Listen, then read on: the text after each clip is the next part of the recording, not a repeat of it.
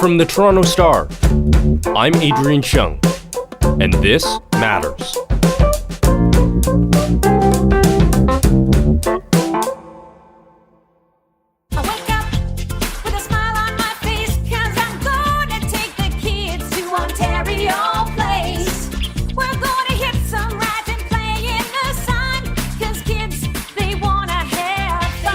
It's a cheesy Cyndi Lauper cover song, but if you grew up in Toronto, this is how Ontario Place was sold to us. A waterfront theme park, an iconic geodome twinkling at night on the waters of Lake Ontario.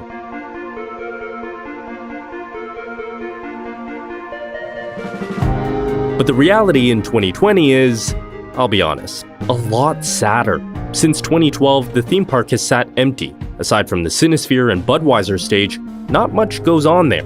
But the dream of creating a world-famous waterfront in Toronto remains. The Ontario government is spending $2 million this summer to support events like drive-in theaters and TIFF later this fall. And the Toronto Star broke the story this week that bids from international firms to remake more than 150 acres of waterfront have poured in and are being lobbied hard. Turning those ideas into reality is a story that is years in the making, with potentially billions of dollars at stake, and is pretty telling of an evolving relationship between Toronto City Council and the Ontario government. Today, we have a double bill of guests. Between the two of them, they know everything there is to know about Ontario and Toronto politics. Robert Benzie, the Toronto Star's Queen's Park Bureau Chief, and David Ryder, the Toronto Star's City Hall Bureau Chief.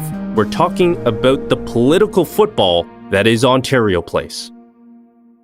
Dave, Rob, thanks for joining us. Hey, nice to be here, Adrian. You know, I'm willing to bet that public opinion about Ontario Place has changed a lot since the 1970s when it was built. How would you guys describe Ontario Place now in 2020? I'll let Rob go first because I think he goes there a lot more than I do. I have very strong feelings about it, but he knows more about it today. Yeah, I don't live very far from there. So during part of my COVID sanity walks are through the grounds of Ontario Place. And like Dave, I have a lot of nostalgia for it from my own childhood. But it is very much a white elephant now, unfortunately. It's underused. It's still a very charming place, but its charm is different now. It's kind of got a weird post-apocalyptic kind of charm right now, and it needs a good coat of paint and some trim-clad rust cleaning.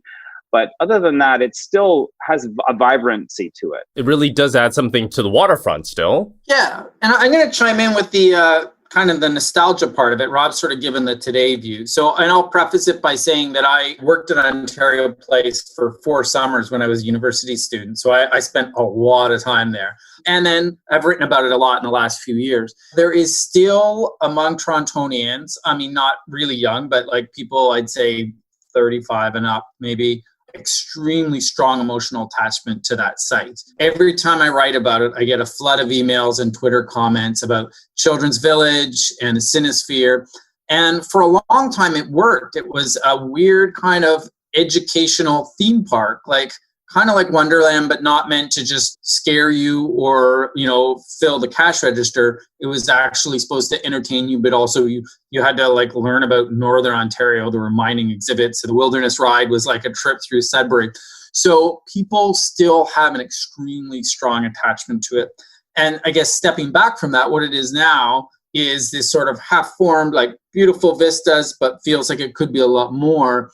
Councillor Joe Cressy's word, he says these are the 155 most valuable acres in Canada. And it is, as a piece of downtown Toronto waterfront, I guess that and then the Portlands, which needs more remediation and work, but are extremely like valuable just on a financial, but also value to the city and what they potentially could be for Torontonians. Yeah, there's almost like a untapped potential there of a waterfront like Toronto's. That's a really rare thing for a city, and yet it isn't really, at least in a 2020 context, it's not really being fully used right now. No, and I mean, it was built in the early 70s. It was planned in the late 1960s.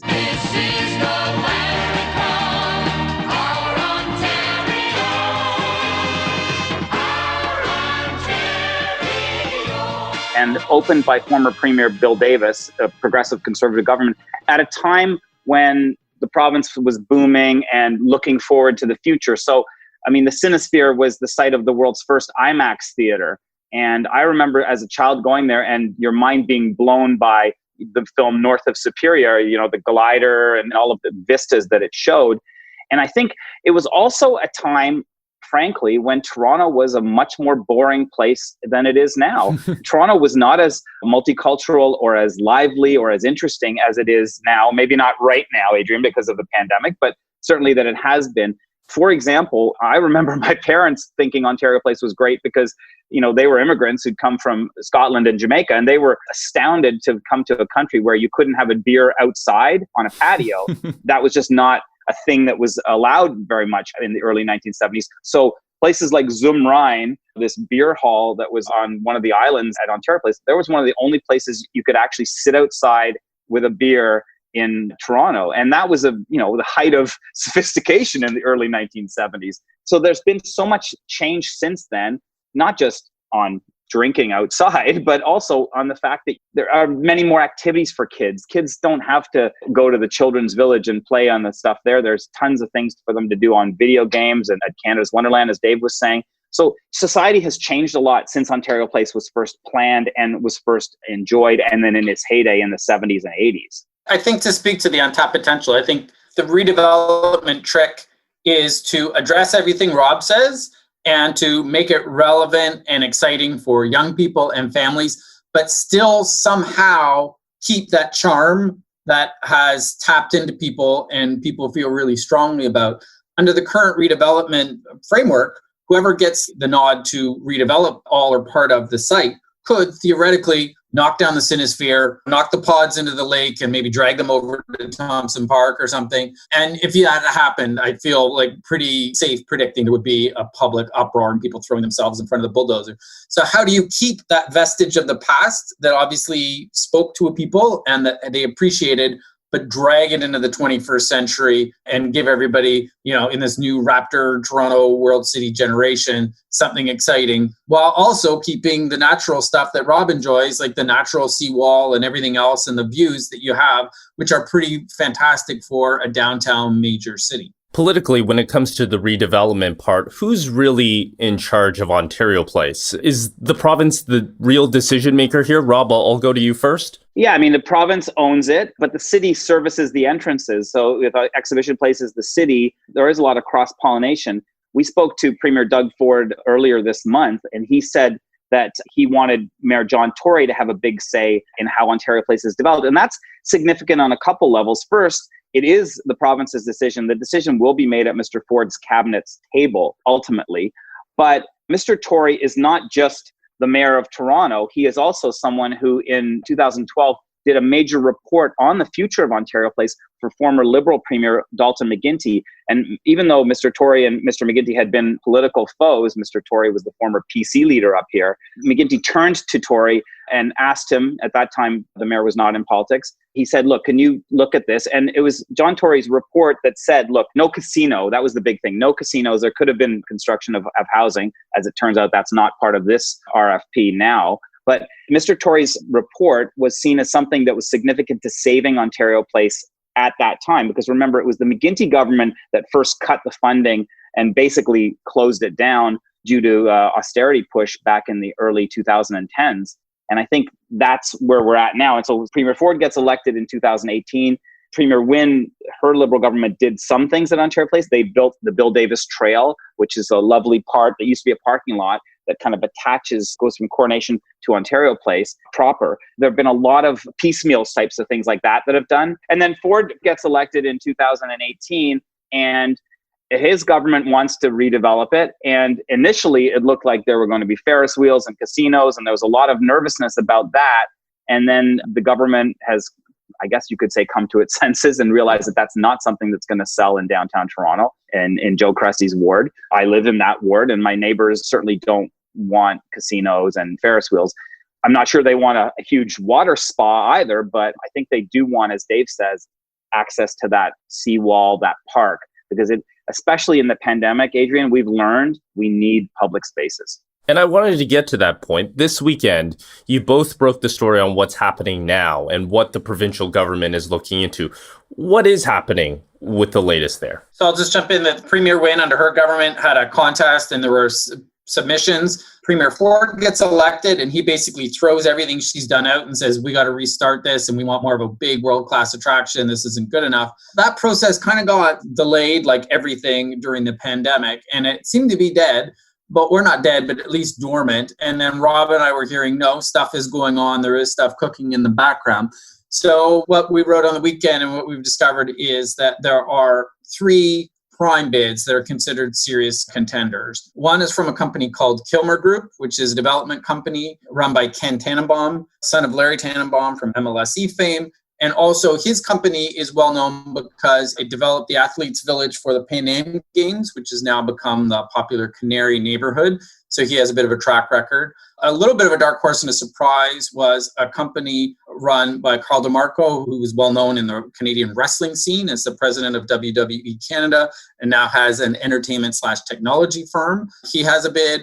And then a company, and I'm going to try and draw my high school German, I'm going to say Terma Group, Therme, which is well known in Europe for developing big, fancy spa resorts. Think of kind of a giant glass dome and then sort of a faux tropical area underneath with real palm trees, big pools, saunas, water slides, kind of like Great Wolf Lodge, but with a whole adult component.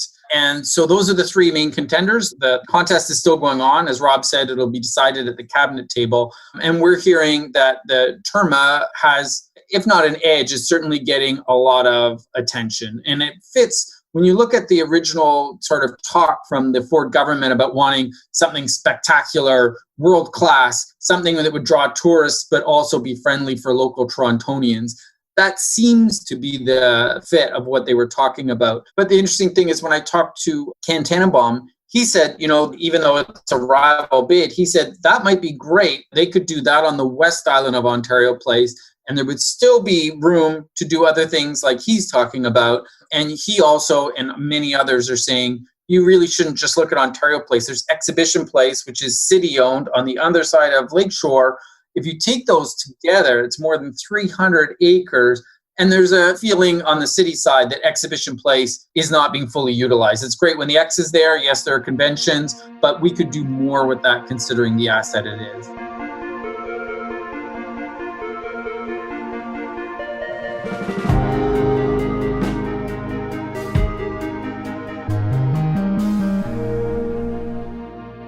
I can't imagine that getting the bidders to talk to you was easy either, right? Is there some sort of confidentiality agreement with them in the province in the bid process? Yeah, so Terma basically wouldn't talk to me about anything. Ken Tannenbaum did talk, but said he had to be extremely careful because they have all signed confidentiality agreements as part of the bid process. So he wouldn't talk about what his bid is, but he would talk about what's going on around the bid.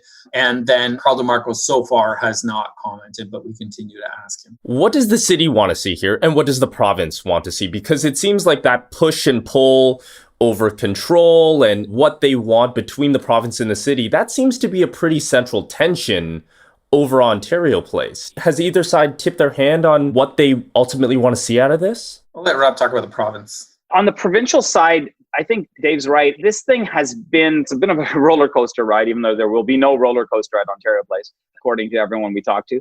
Initially, the province had, some pretty outlandish Las Vegas style plans for it or hopes for it. Certainly Premier Ford did initially. And I think that because of the COVID-19 pandemic and because of just, the political landscape has changed a little bit. So I don't think that's necessarily what the province wants. I think the province will defer more to what the city wants. I don't think the Ford government necessarily wants a huge fight with John Tory and Joe Cressy and City Hall and residents over what's there. I'm not sure that it'll be as controversial a redevelopment when it's done, but this is a really tricky long-term play. The government, I know, would love to have this be part of the COVID recovery plan so that, we're going to have thousands of construction jobs as we do this at Ontario Place or this at Exhibition Place or whatever. But these things, it is a delicate ecosystem. And Dave's right, Exhibition Place is so integral to this. I really would like to see, personally, both of these entities together, because it seems bizarre to me that, you cross a bridge and you're in Ontario Place, and you cross a bridge, you're in Exhibition Place. Exhibition Place I don't know if the CNE will ever happen again, Adrian. I mean, we're not going to have it this year because of COVID-19. It's pretty tired, frankly. I walk through the grounds there and there's some lovely old buildings, but they need a coat of paint and they need some TLC. And they also need some people to visit them. I mean, other than that 3-week time in August, and I used to work at the X as a student. So when I was a young guy, I was a gate guard at the Strawn Gate, and it was lots of fun. And I made good money for the 1980s, I guess.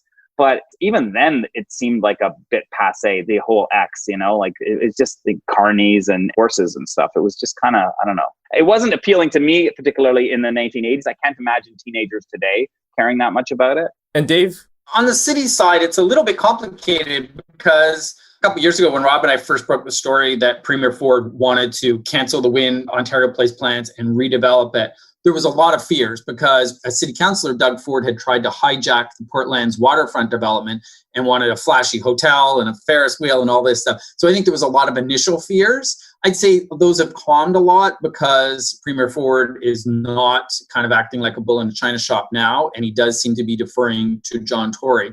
But there's factions at City Hall. It's not a monolith. We don't have a cabinet table that can meet in secret and come out with one voice. We have kind of a more messier city council, weak mayor system.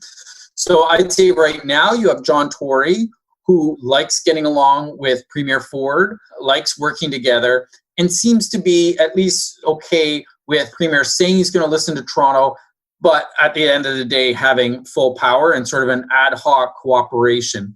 Joe Cressy, on the other hand, who is the local councillor, is having none of that.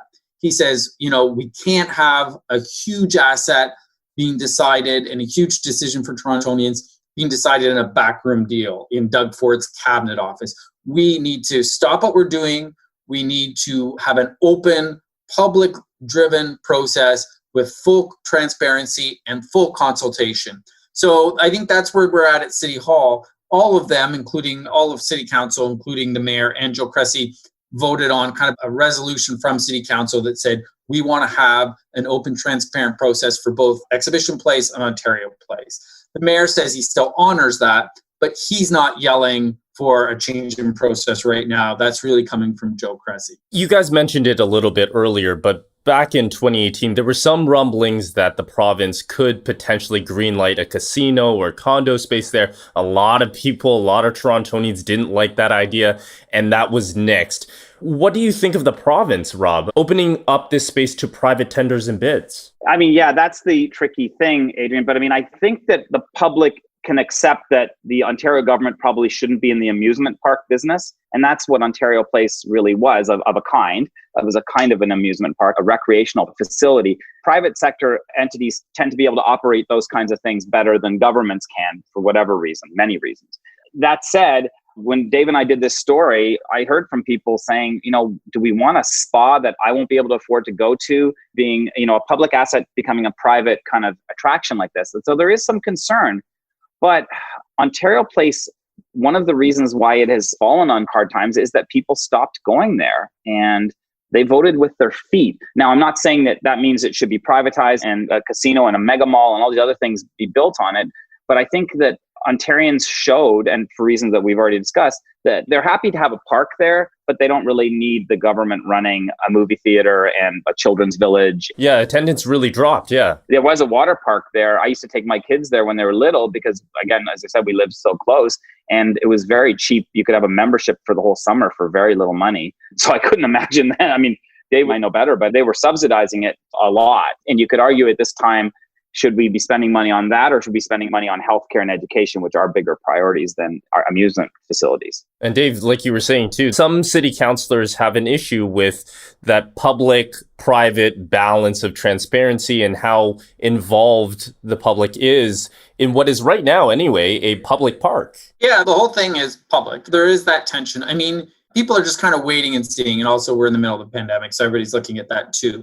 I think if Premier Ford ends up coming out with a plan that says, here's what we want to do, but we're going to have some consultation and listen to it. And if it's not completely egregious, I think then a lot of city councillors would say they would all watch the mayor because he sways a lot of votes and a lot of them listen to him. And if he said, listen, it's not exactly the process we wanted, but this is something we think we can live with, and we can have some consultations and make it get better, and not have it turn into a Sidewalk Labs never-ending consultation where everybody gets mad and walks away, then I think a lot of councillors would be able to stomach it. I read up on Terma has their kind of flagship spa resort is in Bucharest, Romania. And so I read up, The Guardian and others have gone and done first person.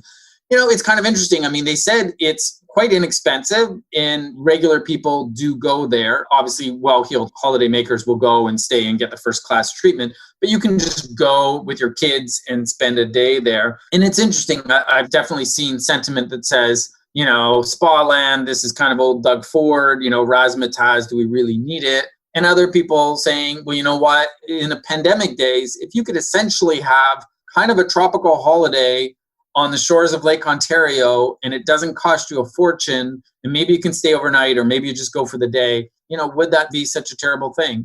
I don't know. It'll be interesting. If that's the winner, it'll be an interesting debate. My hunch is if it's the winner, it'll be the winner for part of the site, and then they'll kind of mollify it by saying we can do these other more traditional or more parkland kind of uses on the rest of the site. This question of what to do with Ontario Place, it kind of seems like a never-ending one. Multiple premiers from different parties have had to answer that question, multiple mayors too. No one so far has fully been able to solve it. Is it fair to call Ontario Place a political football between the province and the city? Does it symbolize anything bigger to you than what it is, or am I reaching here? Yeah, I mean, it has been a political football. There's no question about it. But the whole Toronto waterfront, as Dave well knows, political football. The Sidewalk Labs debacle with Google pulling out and not knowing what's going to happen there for that land. And that's a pretty small site compared to Ontario Place. I think Torontonians care about their waterfront. They really do. And I think that it's good that people are so engaged and tuned in on what should be happening there. I think at the end of the day, we'll get to something that is an accommodation for a lot of interests. I mean, they have to do something that makes money for somebody. Otherwise, it's going to be something that the public's going to subsidize. And that's probably not going to happen in this forthcoming era of austerity. They're also going to want something that creates employment and that also enhances the waterfront. So there's a lot of different competing interests. I hope that we get to somewhere that's better than what it is now. I mean, I like it right now, but it's a rusting kind of faded place. And you have exhibition places, as we've said, underutilized. So if you could have something that's all together, it could be something good for the city. I mean, it could be a public space that we can all enjoy and that some businesses can make money with. And there's still a public component that we can have. Dave? Yeah, and I'll just jump back in answering that. I'll jump back to one of your earlier questions, Adrian, which was about the tension between the city and the province. One thing we should mention is that, another big project that Premier Ford has, a much bigger project than this, frankly, is the Ontario Line transit line. And right now there's a GO station at Exhibition Place and a streetcar stop. But under the Ontario Line, there would actually essentially be a subway stop there. Logistically, I'm told it can't be at Ontario Place. It essentially has to be at city-owned Exhibition Place. So again, I think there is a huge potential. It has been a football, but now I think it seems like there is, because the city and the province are getting along pretty well.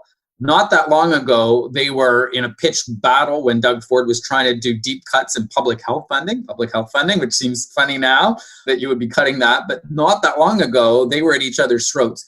Because of the pandemic, and I think also because Doug Ford sort of had a change of heart about how to govern the province, there seems to be cooperation. So maybe there is a magic moment, but it is a tricky thing when you have Joe Cressy and others who want it done an open and transparent way. But I think right now it looks like their odds are that it'll stop being a football, maybe come back to earth and be something great for Torontonians. It seems like, to me, that the possibility of that is better now than it has been in quite some time. Let's wait and see. Rob, Dave, thank you so much for your reporting and for taking the time to talk to us here. Thanks, Adrian. Take care. And that's David Ryder, the Toronto Star City Hall Bureau Chief, and Rob Benzie, the Toronto Star's Queen's Park Bureau Chief. That's it for today. Thanks for listening. This Matters is hosted and produced by me, Adrian Chung, Saba Aitazaz, and Raju Muthar. Produced and mixed by Sean Pattinen, and our director of programming is JP Fozo. Our show theme music is by So Called, and our episode music is by Mike DeAngelis. We want to hear what stories matter to you. please send us comments, questions, or ideas to thismatters@thestar.ca. Please consider supporting the journalism the Toronto Star newsroom does at thestar.com. And don't forget to subscribe to This Matters on Apple Podcasts, Spotify, or wherever you listen to your favorite podcasts. Let's talk soon.